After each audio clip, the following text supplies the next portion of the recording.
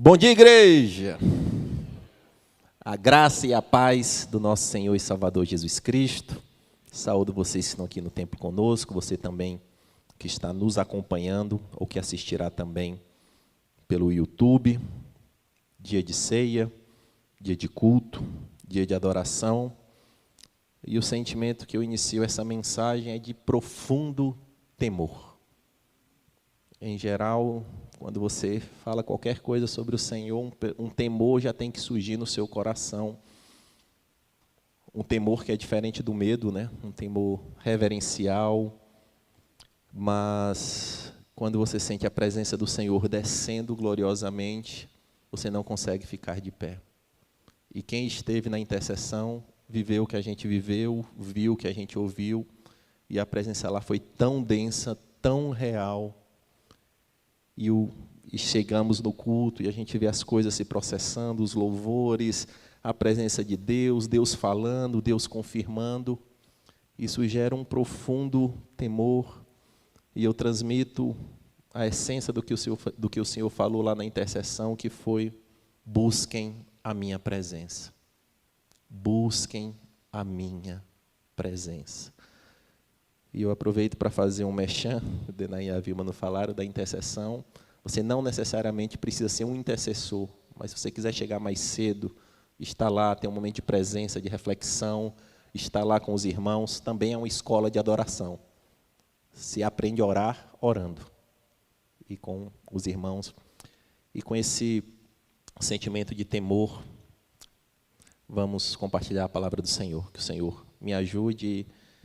Existe um texto, existe uma preparação, mas o Senhor, Ele é o Senhor de tudo. Eu não sei onde isso vai desembocar hoje, eu só quero seguir e que Ele esteja segurando a minha mão.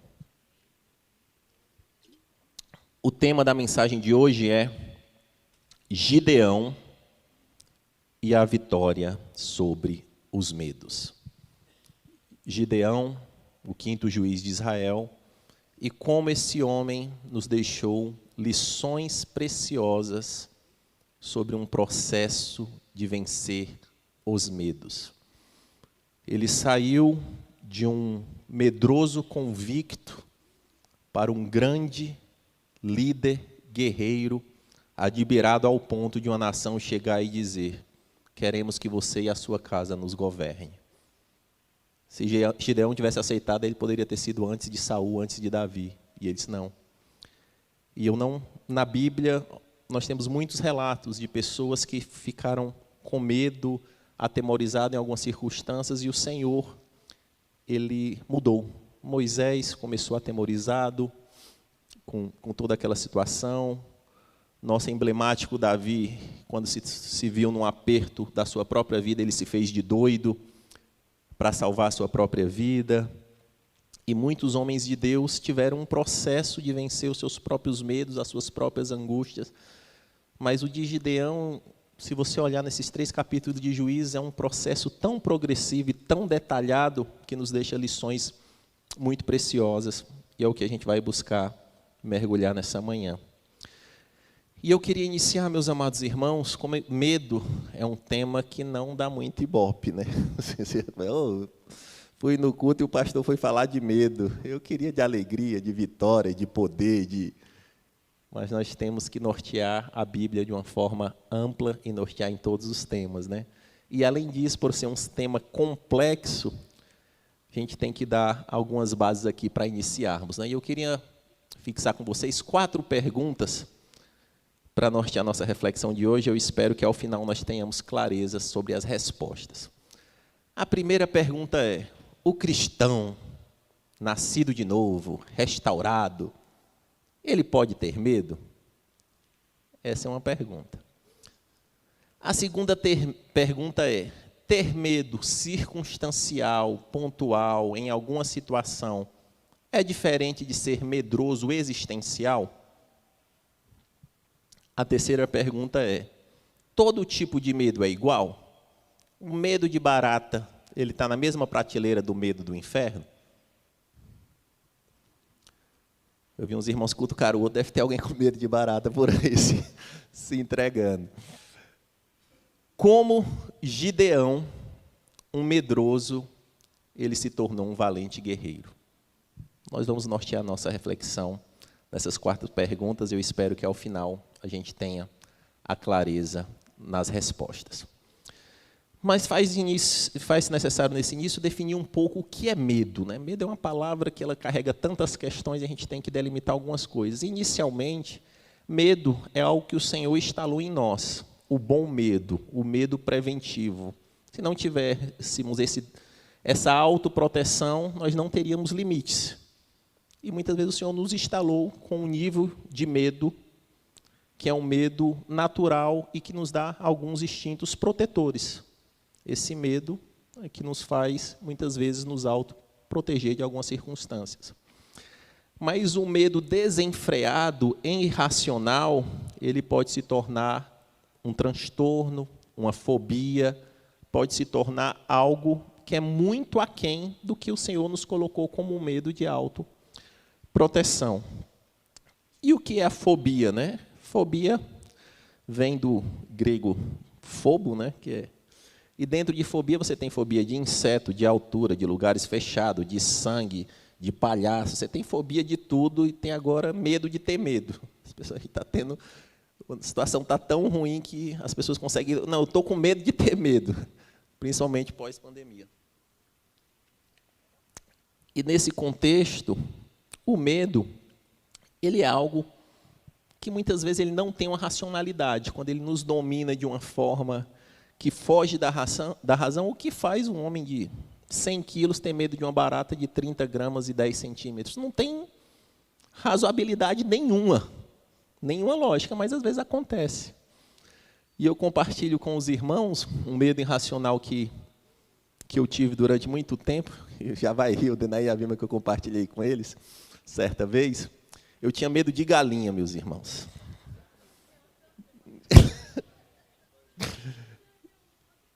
Não morta, né? Galinha viva ali, aquela lá, né? Mas esse medo me perseguiu da infância até a minha adolescência, e depois eu fui ter clareza que, na verdade, foi um trauma gerado quando eu tinha 3 anos de idade, que uma pessoa jogou uma galinha em mim e ela ficou se debatendo em mim. Aí depois eu virei um chutador de galinha na minha adolescência. Não podia ver uma galinha, queria dar um chute para curar o trauma. Brincadeira, né? Não.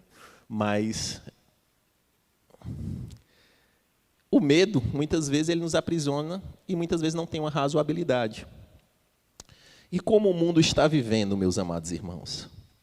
A gente tem visto um mundo, estou falando um mundo de uma maneira geral, quando Deus fala na palavra de Deus sobre mundo, o mundo é fora a igreja de Cristo. Né? O mundo tem vivido apavorado, atemorizado, ansioso, cheio de trauma. O mundo está num nível que a gente vai contra o salmista, né? Ele diz que o cristão ele não se atemoriza com as maus notícias. O mundo ele se atemoriza com fake news, não é nem notícia ruim, é o prenúncio de qualquer possibilidade de ser, qualquer zap, qualquer mensagem torta aí nas redes sociais, muitas vezes já desestrutura. E pode ser de qualquer sorte, sobre saúde, política, economia, coisa que está do outro lado do mundo, muitas vezes afeta. E diz, isso aqui mesmo tem esse poder. E eu cito um exemplo bem engraçado, acho que foi uns 5, 6 anos atrás, estava no movimento eleitoral lá dos Estados Unidos, e estava aquela briga aqui, cheia de repercussões, como seria o governo do Donald Trump, né, que ele já na campanha dele, ele já dizia que ia confrontar a China, que ia colocar lá a Coreia do Norte no lugar dela. Ele tinha uma postura bem engraçada, bem agressiva. E eu estava lá no Ceará, não lembro porquê, eu vi 2 mulheres conversando. E eles falaram assim, mulher, quando esse Trump assumir, o mundo vai se acabar. Ela não sabia nem o nome, não era nem o Trump, era o Trompa.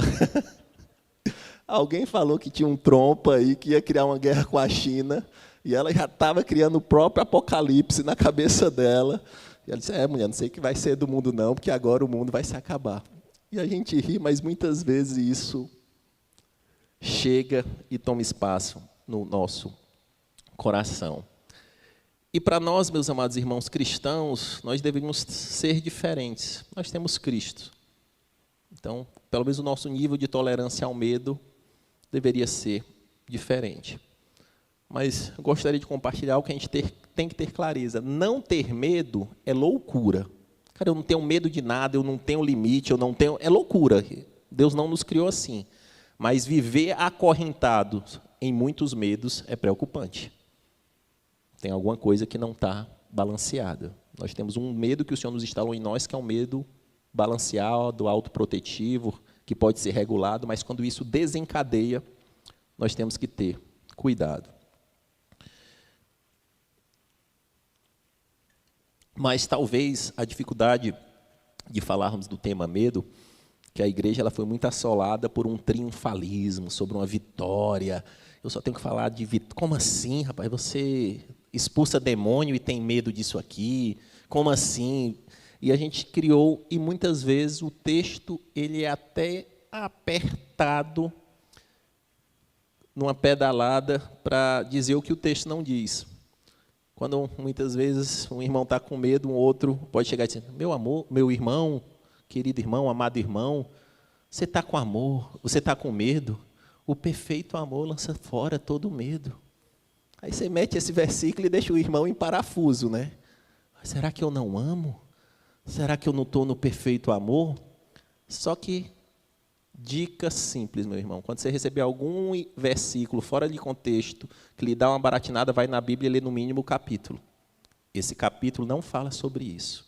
O perfeito amor, ele lhe aperfeiçoa para não ter medo do juízo final. É sobre isso. Você vai sendo aperfeiçoado no amor, você tem a convicção da sua salvação, e o contexto aqui, que você é aperfeiçoado no amor e não tem medo do juízo final. Aí o cara está com medo da barata, e o irmão diz: irmão, você está com medo da barata? O perfeito amor lança fora todo medo. E muitas vezes a gente apanha e sofre por não conhecer as sagradas Escrituras. As respostas estão todas aqui, mas muitas vezes a gente tem vivido de parcela de versículo, de trecho fora do contexto. E não adianta chegar na frente do Senhor e vai dizer: ah, Senhor, aquilo ali e tal. Eu deixei a minha palavra escrita, meu irmão. E você sabe ler. Esperava-se minimamente que você buscasse entender diretamente. Então, assim, tudo que ouvi, meu irmão, passe pelo filtro da palavra. Um sábio pregador, Hernandes Dias Lopes, ele fala: eu sei que uma igreja é bíblica ou não, quando eu peço para abrir a Bíblia, o irmão já abre e já fecha. A igreja, a Bíblia, ela abre e fica aqui, ó. O pastor está falando, eu quero saber se o que ele está falando está escrito. E vou acompanhando ele e tal, porque nós temos que ter. E na própria palavra de Deus, no grego, no Novo Testamento, a palavra fobo, que é a origem de fobia, ela pode ser usada em diversos contextos. Quando os discípulos viram Jesus andando sobre as águas, eles tiveram medo, fobia, que é essa palavra fobo. E Jesus ele não lançou um versículo: como assim vocês tiveram medo de me ver no meio do mar escuro, achando que é um fantasma? Não, era um medo natural. Quando Ananias morre, que é a questão lá daquela oferta lá, todo mundo que estava em volta ficou com medo. E esse medo, quando todos os anjos apareciam, em diversas circunstâncias, as pessoas que viam o anjo é algo tão glorioso que gerava medo. Um medo que era um medo equilibrado. José de Arimateia, quando foi lá pegar o corpo de Jesus, ele foi pegar de uma forma sorrateira, porque ele tinha medo dos judeus. Então, o medo ele está relacionado em diversos momentos da palavra de Deus, e nem todos eles com reprovação. O que pega é quando o medo se torna um medo circunstancial, que lhe domina, que lhe aprisiona. Vamos abrir as nossas Bíblias, Juízes capítulo 6, peço que deixem abertas, que nós vamos meditar em Juízes 6 e 7, na vida de Gideão. E qual é o contexto aqui? Enquanto vocês abrem, vou fazer uma breve explicação. O povo de Deus, veio Moisés, veio Josué, grande líder guerreiro, e ali entra na era dos juízes, que era um líder que ali era a boca de Deus, e ali organizava e Só que o povo de Deus, ele vivia em topo e dal. Vinha bem, a idolatria entrava, adorava outros deuses, Deus pesava a mão. Sofrimento, perseguição e morte. O povo clamava, Deus, compassivo, cheio de misericórdia, erguia um juiz. Libertava o povo, reorganizava, restaurava a adoração. Passava mais um tempo, acontecia a mesma coisa. O povo caía em idolatria, adorava outros deuses, Deus erguia um outro juiz. E nesse ciclo, Deus chama Gideão, o quinto juiz. E o contexto de Gideão é que o povo, no gap entre o quarto juiz e Gideão, o povo tinha entrado numa adoração a Baal e a Deus Azerá, deus de fertilidade, deus de povos estranhos, num nível que Deus ele permitiu pesar a mão.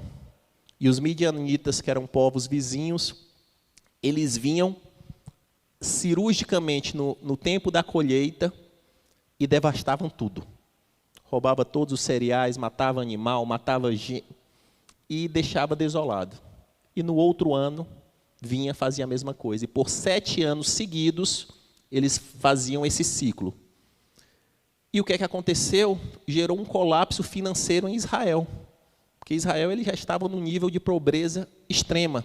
Começaram a viver em cavernas, fugir para as montanhas, não estava conseguindo ter a base econômica, que era a agricultura, e porque apertou no bolso, o povo clamou ao Senhor. Senhor, está difícil, a conta não está fechando, os boletos estão vencendo. Não tinha boleto, né?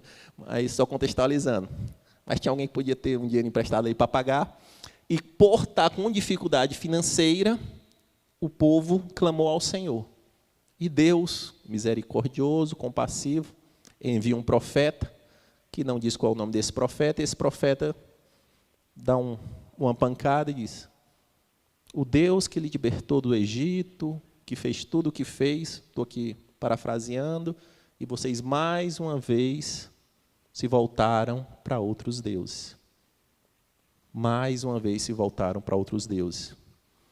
E nesse contexto, Gideão, ele via nesse contexto de temor generalizado de uma nação, no temor dele, e ele estava malhando trigo num tanque de uva, que é totalmente desproporcional. O trigo era malhado em locais abertos, então ele pegava um pouquinho de trigo e ia ali malhar escondido, com medo, porque com medo de virem e roubarem. E é nesse contexto que Gideão ele é chamado para essa missão. E nesses 2 capítulos eu extraí 10 lições sobre como Gideão venceu os seus medos. A primeira lição é: o presente não limita Deus. O status presente, a situação atual, ela não limita Deus. A situação atual de Israel, de Gideão, era caótica. Mas o anjo do Senhor aparece para Gideão e olha o que o anjo diz, versos 12, 14 e 16. Então o anjo do Senhor apareceu a Gideão e lhe disse: o Senhor está com você, poderoso guerreiro. Verso 14. O Senhor se voltou para ele e disse: com a força que você tem, vá, liberte Israel das mãos de Midian. Não sou eu quem o está enviando? Verso 16. Estarei com você, respondeu o Senhor, e você derrotará todos os midianitas como se fossem um só homem. O anjo chegou, ele estava nem aí para o contexto atual, desfavorável de Israel, se Midian tinha muitos cavaleiros, diziam que os midianitas eram como gafanhotos, que tinham camelos, exércitos poderosos. O anjo chega e a situação presente para Deus representa nada. Ele já chega olhando para o futuro e dizendo: o Senhor está contigo, chama um medroso de poderoso guerreiro, dá a missão, vai libertar Israel e dá a convicção: eu estarei com você. Ele diz quem ele é, dá a missão e diz que vai estar junto. E fala que ele vai derrotar os midianitas. Ali a gente consegue ver 2 Coríntios 12 aplicado, né? O poder do Senhor, ele se aperfeiçoa na fraqueza. Então a situação atual de Gideão, de Israel, para o Senhor não representa nada, porque ele é ilimitado em poder, glória e soberania. Quando ele entra, ele quer resolver, ele resolve da forma dele. Mas,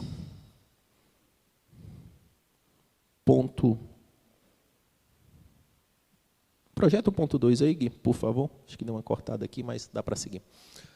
O passado gera medo. Passa mais um verso aí, por favor, Gui. Vamos ao verso 13. Aí o que Gideão respondeu isso? Deus olhando para o futuro e Gideão olhando para o passado. Ah, Senhor, Gideão respondeu, se o Senhor está conosco, por que aconteceu tudo isso? Onde estão todas as suas maravilhas que os nossos pais nos contam, quando dizem, não foi o Senhor que nos tirou do Egito, mas agora o Senhor nos abandonou e nos entregou nas mãos de Midian. O povo idolatra Baal, idolatra a Deus Azerá, abandona o Senhor, e Gideão ainda quer botar na conta de Deus. Deus, onde estão as promessas dos pais, dos nossos pais que falavam que o Senhor era abundante em prosperidade, em misericórdia? Se o Senhor estava conosco, por que aconteceu tudo isso? Deus falando para Gideão olhar para frente, e o medo e os traumas do passado aprisionando Gideão. Vamos para o ponto 3. Não saber quem somos nos gera medo. Verso 15. Ah, Senhor, respondeu Gideão, como posso libertar Israel? Meu clã é o menos importante de Manassés e eu sou o menor da minha família. Coitadinho de mim, Senhor. Ó céus, ó vida, o que farei? Mas até aqui Gideão estava dando uma pedalada porque ele tinha 10 servos. O texto segue dizendo que ele foi fazer uma missão de Deus com 10 servos. Quem tinha 10 servos naquela época também não era tão coitadinho assim. Mas Gideão ele tinha dificuldade de entender quem ele era, quem é o Deus que ele servia. E o mundo, meus amados irmãos, ele vai querer destruir a nossa identidade em Deus. Muito dessas ideologias, muito dessas confusões, muito desse sofisma, eles querem destruir a nossa identidade em Deus. Ele vai dizer, não, você é fruto do acaso, ser filho de Deus e não ser filho de Deus é tudo igual. Não. O apóstolo Pedro nos disse que nós somos geração eleita, nação santa, povo de propriedade exclusiva de Deus.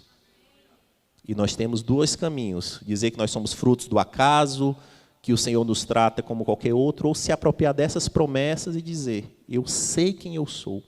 E Gideão, ele estava com essa crise de identidade. Não, quem eu sou?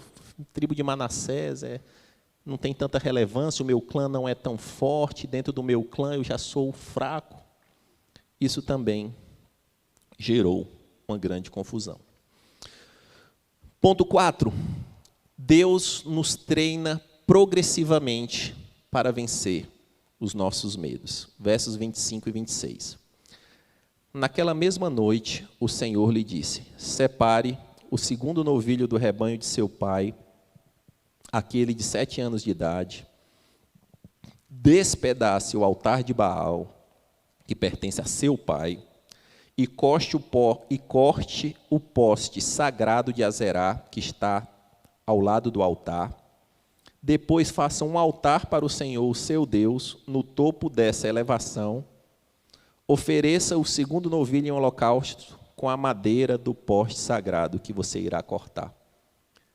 A missão de Gideão era salvar o povo das mãos dos midianitas. Mas o Senhor deu uma missão intermediária. Ele estava gerando um treinamento progressivo com Gideão.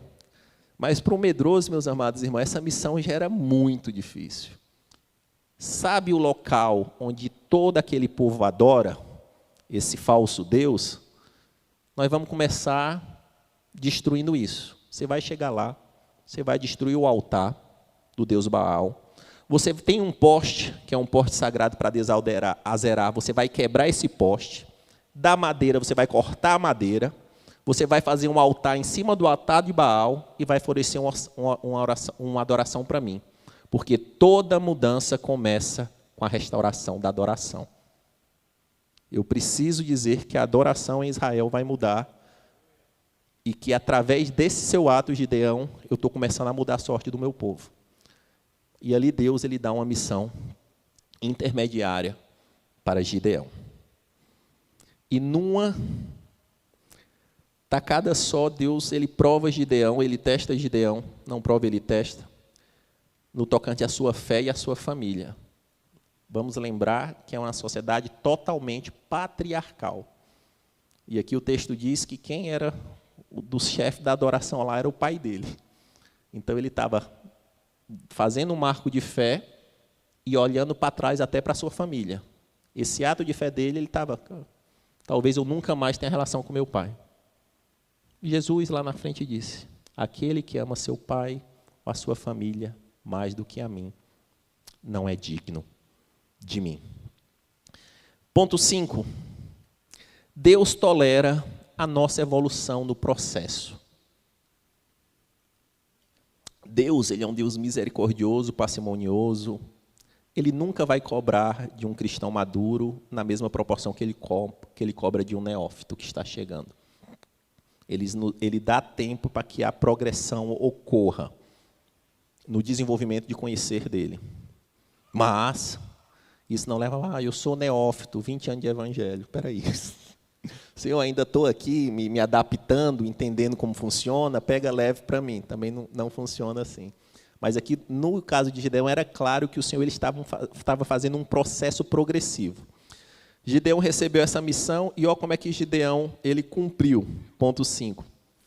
Assim Gideão chamou 10 dos seus servos, 10 dos seus, né? Então ele tinha mais de 10.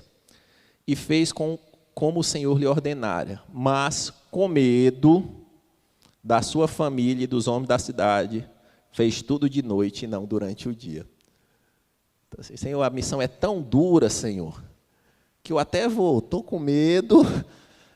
O Senhor não disse qual era o horário, né? O Senhor disse que era para fazer. Então eu vi ali que de madrugada não tem energia, o povo dorme cedo. Quando acordar, a confusão vai estar feita. O boi vai estar morto, o poste vai estar despedaçado, o holocausto já subiu, e quando o povo acordar, vai estar conversando. E o Senhor, ele é tão misericórdia que ele respeita o processo. Meu filho está se desenvolvendo na fé. Eu vou dizer, não, Gideão, tem que ser no horário do culto. No horário que eles estiverem fazendo o holocausto dele lá para o Deus Baal, você vai lá e despedaça tudo, quebra. Não. O Senhor, ele permite essa progressão. Só que aí, quando o povo acordou, foi aquela confusão. Aí quiseram cobrar o pai de Gideão. Aí o pai de Gideão, quando viu a confusão, acho que veio um senso de temor do Senhor, ele disse que Baal defenda Baal.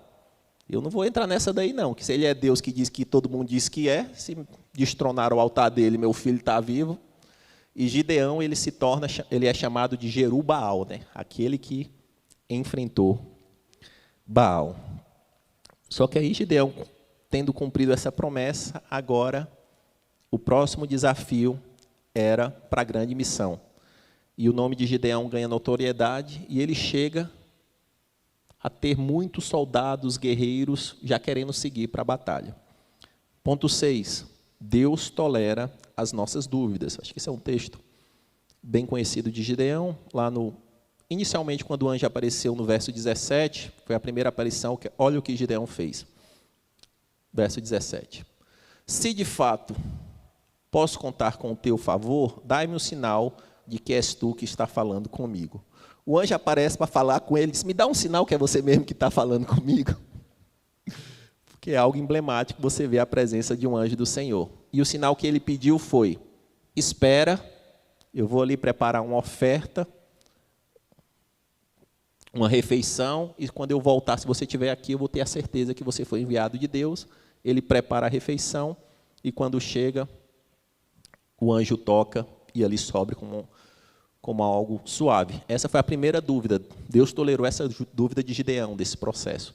Mas lá na frente, pré-batalha, ele tem uma outra crise, que é a partir do versos 36, do 37 em diante. Vê, colocarei Deus aqui, Gideão com Deus. Senhor, Eu tive a primeira dúvida, passei ali naquele teste, o Senhor mandou o anjo, tudo bem, enfrentei a questão lá dos altares, mas agora eu vou ter que enfrentar um exército estimado de mais de 100 mil guerreiros. Eu estou com dúvida, eu estou com medo. E aqui ele faz, e o Senhor tolera esse medo de Gideão. E o que Gideão disse? Vê, colocarei uma porção de lã na eira, se o orvalho molhar apenas a lã e todo o chão estiver seco, saberei que tu libertarás Israel por meu intermédio, como prometeste. E assim aconteceu. Gideão levantou-se bem cedo, no dia seguinte, torceu a lã e encheu uma tigela de água do orvalho. Você imagina, gente, um local desértico, um local com todo esse contexto, ele faz essa prova de Deus, ele acorda e vê um tacho de lã bem molhado, ele pega, tosse, vê um balde encher, mas ele está no processo. Ele diz, Senhor, eu tenho só uma contraprova aqui contigo. Aí ele segue, né? Não acenda a tua ira contra mim, deixe-me fazer só mais um pedido. Permite fazer mais um teste com a lã? Dessa vez, faz-me ficar seca a lã e o chão coberto de orvalho. E Deus fez naquela noite. Somente a lã estava seca, o chão estava todo coberto de orvalho. Eu fico imaginando isso num processo de alguém que estava amadurecendo da fé, você acordar, no dia anterior, eu tive essa experiência no balde. No dia seguinte, eu acordo e vejo tudo molhado e apenas a lã seca. E o Senhor, ele respeita esse processo. Ele poderia dizer, não, Gideão, eu vou te destruir porque você duvidou do grande Deus de Israel. Gideão estava num processo e o Senhor tolerava aquele processo de Gideão. Mas depois desse teste, Deus eleva a dificuldade no treinamento. Gideão tinha 32. Vamos ler o verso 7, do capítulo 7 já. O Senhor disse a Gideão, com os 300 homens que lamberam a água, livrarei vocês e entregarei os midianitas nas suas mãos. Mande para casa todos os outros homens. Naquele contexto, lã seca, lã molhada, guerreiros vindo, Gideão chegou a juntar 32 mil homens, que eram tão medrosos contra eles, a grande maioria, e quando viram esse mover do Senhor, a adoração sendo restaurada, é o momento de enfrentarmos esses midianitas.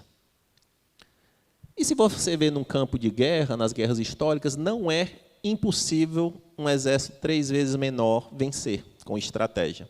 Eles juntaram 32 mil contra 100 mil. Existe, é difícil, mas não é impossível. Mas se na primeira elevação do treinamento o Senhor fez para Gideão, Gideão, dentro desses 32, existe os que têm medo, existe os atemorizados, que a palavra no hebraico é até diferente. Tem os que estão se tremendo de medo. Eles são trêmulos. Eles não estão com medo natural. Manda esses 22 mil embora, Gideão. Porque aí caiu de 32 mil para 10 mil. Porque os 22, eles não tinham medo natural. Eles estavam com aquele medo, trêmulos de medo. Acredito que alguns, eles talvez até se urinasse, alguma coisa assim, muito daquele coisa que o Gideão falou, vocês 22 mil vão embora. Aí desce para 10 mil. Numa proporção de 10 mil para 100 mil, é difícil, mas ainda pode ser que aconteça. Aí o Senhor, ele baixa, não é de 10 mil para 100 mil, não. Aí tem aquela passagem que eles vão beber água, e ali da forma que eles tomam água, o Senhor manda voltar 9.700. É com 300, Gideão. E o Senhor fala, para que Israel não duvide que sou eu que estou fazendo isso, para que eles não usurpem a minha glória. Então, meus amados irmãos, muitas vezes na nossa vida, o Senhor ele vai dar algum chacoalhão, vai dar algum aperto para tirar a possibilidade natural, para que a gente entenda, é só milagre. Eu disse, tá bom, a minha especialidade é isso. Ah, não, mas não faz sentido. Ah, quando não faz sentido, eu vou junto. Ah, não, mas eu não tenho mais com quem falar. É, quando não tem com quem falar mesmo, que você dobra o seu joelho, fecha as portas e vem falar comigo. Então, aqui o Senhor, ele sai de 32 mil para menos de 1%. O Senhor, ele estava mexendo em todo o contexto para dizer, Gideão, agora é para você ter a convicção que é comigo. Ponto 8. Deus conhece o nosso coração. Verso 10. Gideão, a coragem de Gideão, depois do teste da lã, foi lá em cima. Com 32 mil e com esse teste da lã, minha coragem está lá em cima. Aí o Senhor tirou de 32 mil para 300, aí deu uma bambeada. Aí o Senhor falou para Gideão, se você está com medo de atacá-los, desça. Deus não falou para Gideão, como assim, Gideão? Eu fiz o teste com a lã e você ainda tem um restinho de medo aí? Mas o medo de Gideão é aquele medo circunstancial, não aquele medo existencial. Se você está com medo de atacá-los, desça ao acampamento com seu servo Pura e ouça o que estiverem dizendo. Depois disso, você terá coragem para atacar. Eu sou teu pai, Gideão. Eu sei que ainda desse processo está sendo doído. A coragem está sendo gerada em você. Os medos estão sendo degladiados em você, Gideão. Mas esse último teste foi um teste duro. Você sabe o tamanho dos que são os midianistas e você tem 300 homens com você. Se ainda tem medo aí, Deus foi voluntarioso assim. Eles poderiam dizer, eu sei que tem medo aí, você vai descer no acampamento e eu vou te dar mais um sinal do que vai acontecer. E você já vai voltar do acampamento com coragem. Ponto 9. Deus nos transforma. Verso 15. Quando, aí só para você, tenta se transportar, gente. Um grande acampamento, em contexto de guerra, os inimigos eles sitiavam para mostrar toda a sua pujança. Animais, tendas, toda aquela questão de acampamento, e você mostrava ali toda a sua força para que o inimigo visse o que eles iam enfrentar. E naquele contexto ele fala, vai você com outro, Gideão, dá um jeito de se filtrar naquele acampamento, que eu tenho um mistério contigo ali. E Gideão vai, e ele vê 2 midianitas falando de um sonho sobre ele. E verso 15, quando Gideão ouviu o sonho e a sua interpretação, adorou a Deus. Voltou para o acampamento de Israel e gritou, levante-se, o Senhor entregou o acampamento midianita na mão de vocês.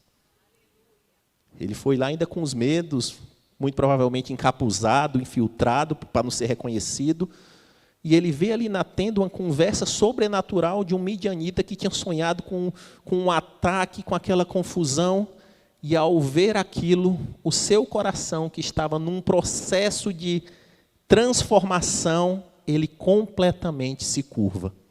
Porque diz, e Gideão adorou. E ele retorna para o acampamento, eu fico imaginando a cena, ele junta os 300 e diz, levantem-se, o Senhor já entregou. Ele não falou, levantem-se e dê o seu melhor. Levantem-se, vamos ver o que acontece. Levantem-se e vamos orar para ver se o Senhor vai entregar. Ele já viu com os olhos da fé. Ele estava repercutindo a fala do anjo que apareceu para ele. Ele juntou os 300 e disse, levantem-se. O Senhor já entregou. Eu não tenho todas as respostas.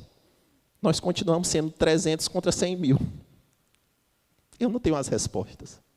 Mas o natural já não me ofende mais.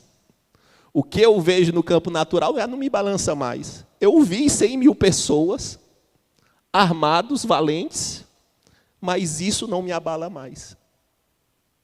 Porque com os olhos da fé, eu consegui ver que aquele que está em nós é maior do que os outros.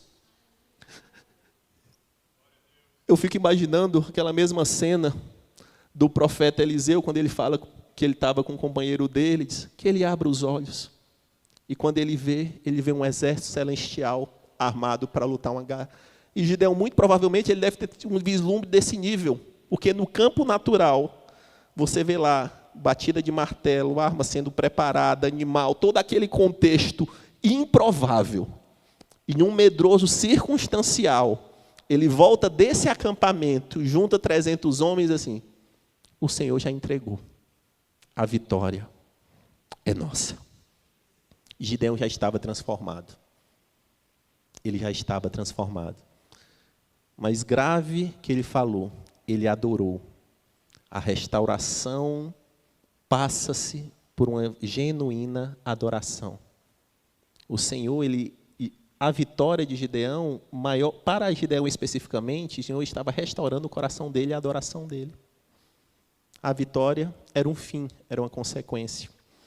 E muitas pessoas, eles esquecem que dentro do processo, entre a luta e a vitória, existe uma transformação do coração. E eu não quero, Senhor, render meu coração. Eu quero sair da dificuldade para a vitória. Mas não mexe no meu coração não, Senhor. E dentro do processo, o Senhor, Ele quer tudo. E o tudo é um coração curvado. E a palavra no hebraico, e tanto no grego, adorar é se prostrar. É como você vê alguém passando de extrema autoridade, você se prostra. Gideão viu, o Senhor viu o coração de Gideão totalmente prostrado. E ali ele já sabia que poderia entregar e marcar o nome de Gideão na história de Israel. Só depois de ver o coração de Gideão curvado. Ponto 10. Lembre-se que continuava sendo 300 contra 100 mil. E o Senhor ele deu uma estratégia para Gideão, para que ele cercasse um acampamento, cada um com um chofar, com as lamparinas. É a estratégia do Senhor, né? Como ele fez com Jericó, a forma do Senhor lutar as guerras é completamente sobrenatural. E ponto 10, Deus faz o que nós não podemos fazer. Gideão ele fez todo o processo até onde ele podia ir. Ser transformado, render o coração, estar obediente, preparar os 300 do Senhor, mas ainda assim continuavam sendo 300 contra milhares. Aí o Senhor age no sobrenatural, versos 20 a 23.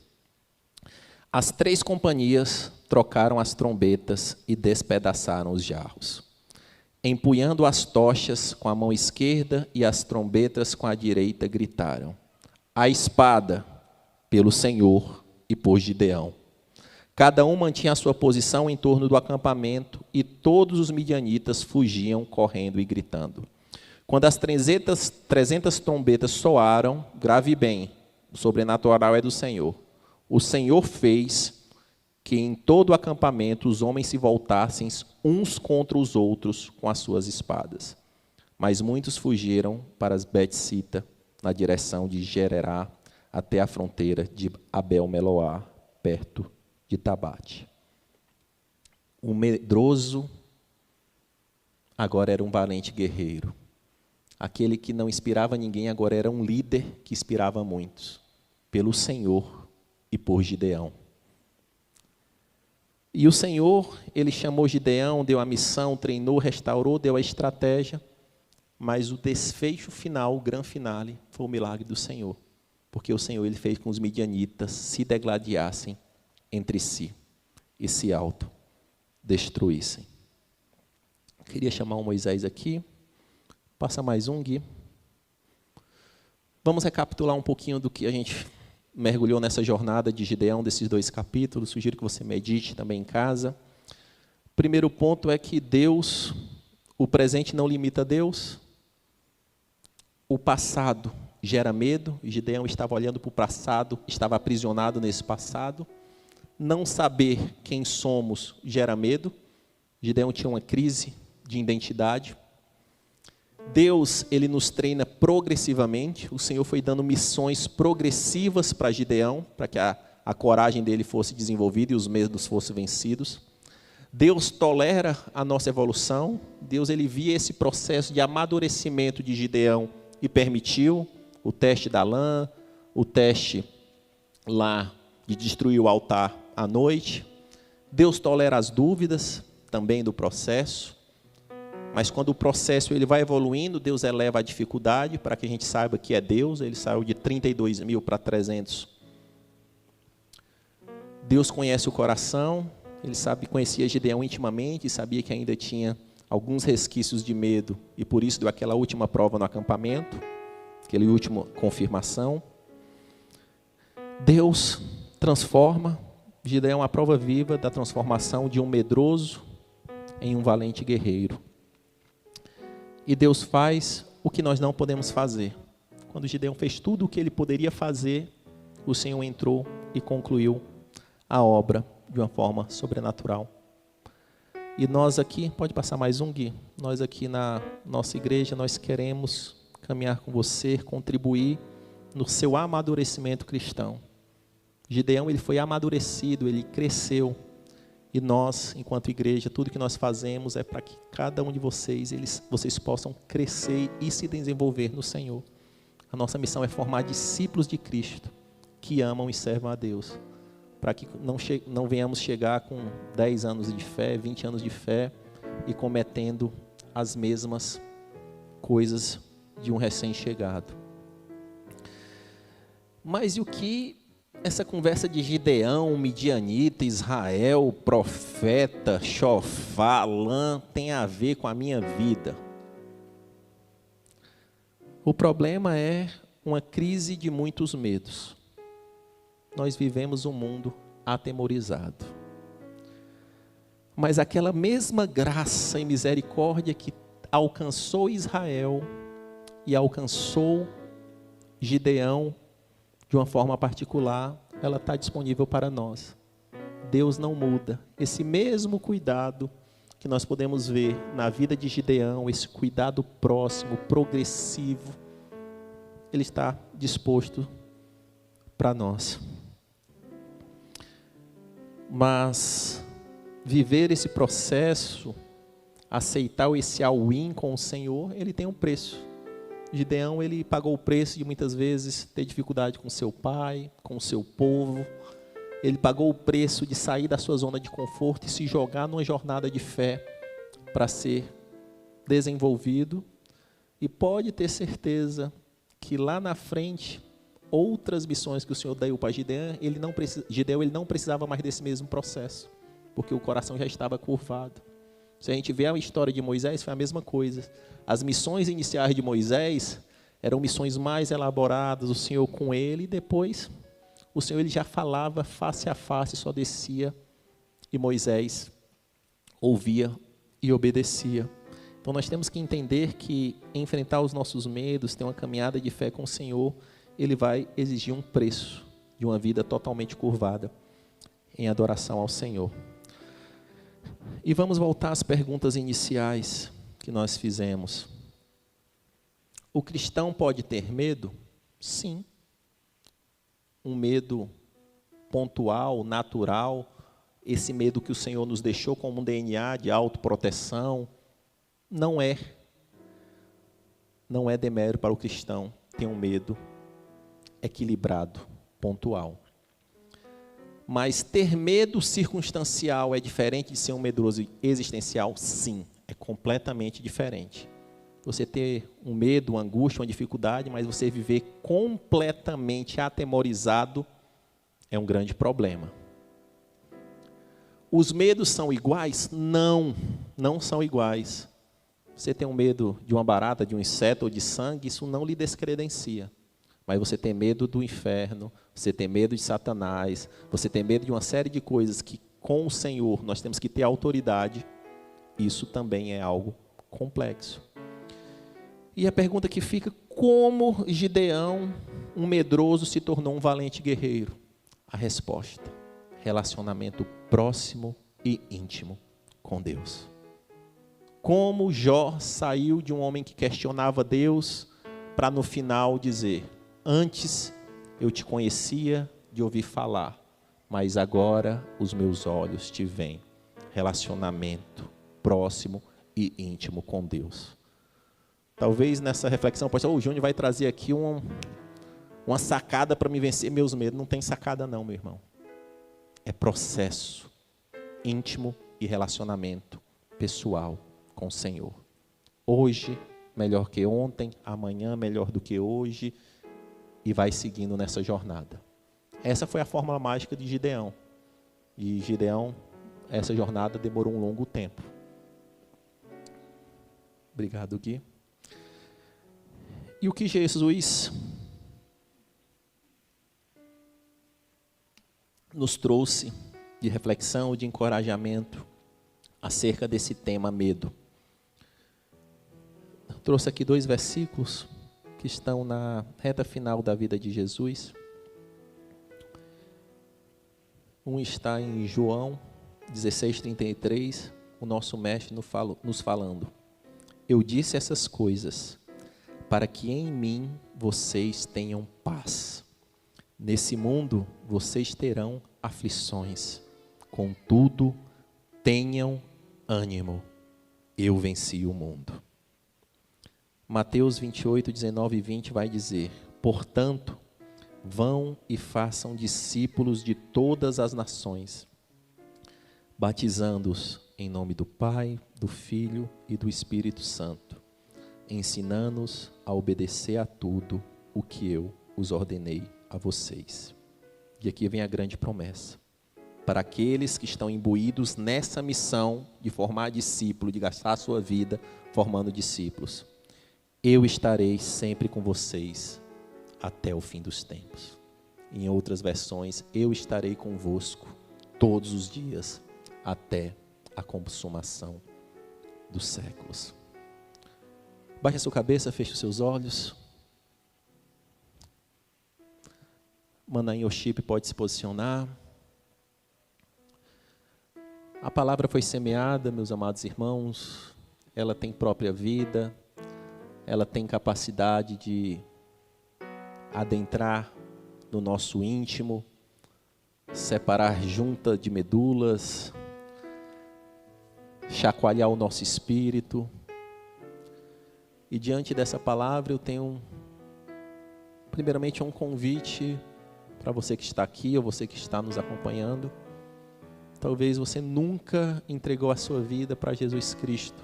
Você nunca deu esse passo de fé e queira aceitar Jesus Cristo como seu Senhor, como seu Salvador, como aquele que vai lhe transformar em todas as áreas da vida. Se você está aqui, erga a sua mão, nós queremos orar com você. E se você está no YouTube, deixe o seu nome no chat. Os intercessores oram por vocês. Façam essa oração com muita fé. Com muita fé. Senhor Jesus, eu reconheço que eu sou pecador. Reconheço que andei em maus caminhos e te peço perdão pela minha conduta. Reconheço, Senhor, que Tu és o Filho de Deus, o Senhor Todo-Poderoso, aquele que morreu em meu lugar naquela cruz. Perdoa os meus pecados e escreve o meu nome no livro da vida. E o segundo convite, meus amados irmãos, é para você que é cristão, nascido de novo, remido pelo sangue do Cordeiro de Deus, e se vê, talvez, com um medo que não é natural. Não é aquele medo equilibrado que o Senhor nos colocou para nos proteger de alguma situação. É um medo, ansiedade, um pavor, um pânico, algo que possa estar lhe aprisionando, algo que possa estar lhe paralisando. Eu gostaria de orar com você, crendo no sangue de Cristo, para que haja restauração e transformação. Se você quer receber essa oração, dentro do que foi pregado, Senhor, eu quero essa transformação na vida que ocorreu na vida de Gideão, que saiu dele de um medroso, com muitas complexidades, trauma, e trouxe uma pessoa que confia em Ti. Vem aqui à frente, eu quero orar por você.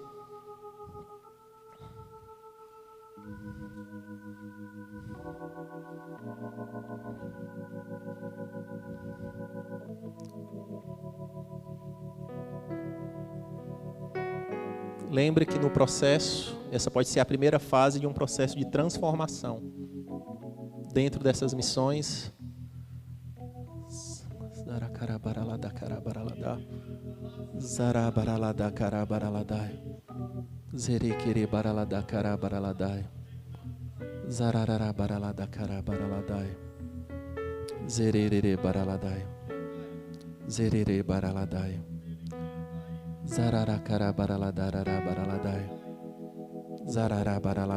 baraladai. Zerere baralada karabaraladai. Zerere baraladara baraladai. Zarará baraladacara baraladara. Continue em conexão com o Senhor.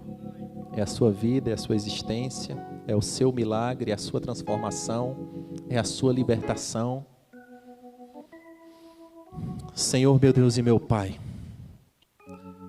eis os meus irmãos e irmãs e irmãos que ouviram a Tua palavra, que creem no poder transformador de Jesus Cristo e que num passo de fé vieram aqui à frente, clamando por libertação, por transformação, por cura. Recebe, Senhor Deus amado, em nome de Jesus, cada oração, cada coração rendido em adoração, que cada medo, cada trauma, cada temor que aprisiona Haracarabaladai caia por terra agora em nome de Jesus. Erequerarabaraladai.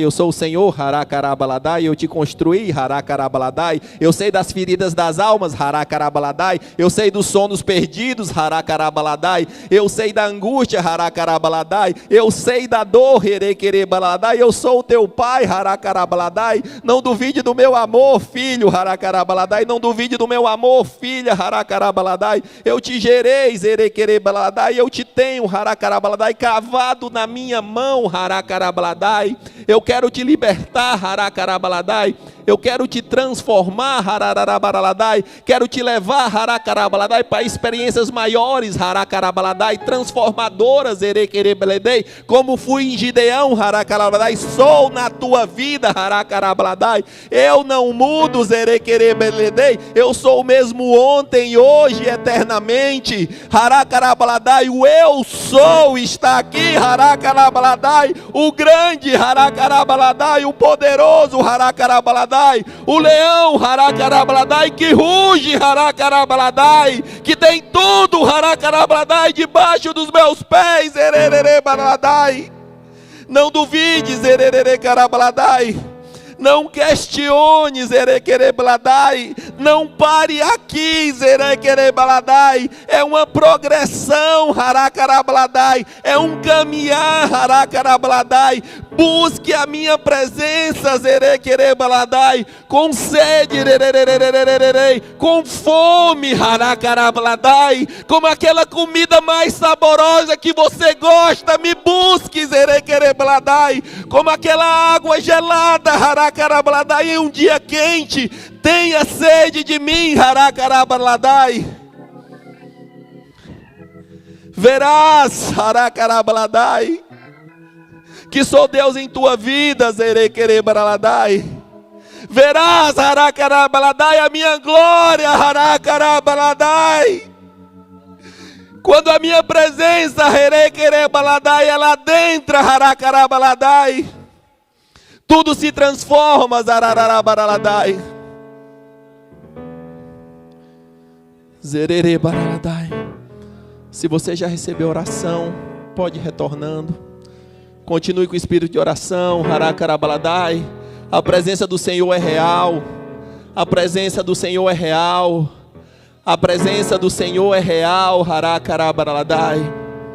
Haracarabaladai. Continue, nós seguiremos em adoração.